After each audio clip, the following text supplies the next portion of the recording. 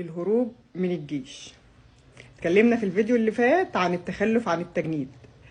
التخلف عن التجنيد اللي هو انت ما رحتش اصلا تتقدم للجيش في الفتره اللي المفروض كنت تتقدم فيها للجيش، اللي هي من 18 ل 30 سنه.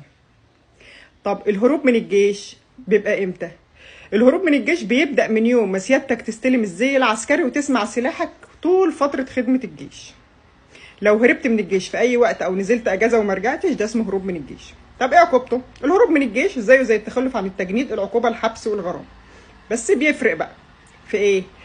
ان الهروب من الجيش لو الهارب او المجند اتقبض عليه بيتحبس وبيكمل مده تجنيده، ده لو كان خلال السن القانوني.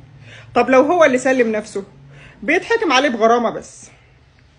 طب سن الهروب من الجيش، سن التخلف عن التجنيد قلنا لحد 30 سنه ويوم واحد تقدر تروح تسوي بقى امورك مع الجيش وتاخد شهاده الجيش.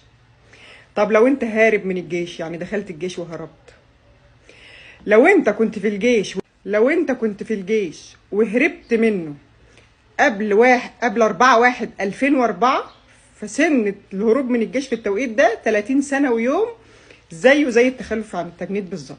يعني لو انت هربت من الجيش قبل 2004، لو كملت 30 سنه ويوم تقدر تروح تسوي اوراقك مع الجيش وتاخد الشهاده. طب لو بعد 2004 القانون اتعدل وبقى 36 سنه، يعني لو انت هربت من الجيش من اول 2004 بقى لحد اللحظه اللي احنا فيها دي، واحد هربان من الجيش يستنى لما يكمل ال 36 سنه ويوم علشان يقدر يروح يسوي اوراقه مع الجيش. طب امتى بقى تنقضي عقوبه التخلف عن التجنيد؟ لو سيادتك كملت 45 سنه ويوم. 45 سنه ويوم خلاص سقطت عنك العقوبه، لا في حبس ولا في غرامه. الفيديو الجاي بقى هنتكلم عن الناس اللي زورت شهاده الجيش.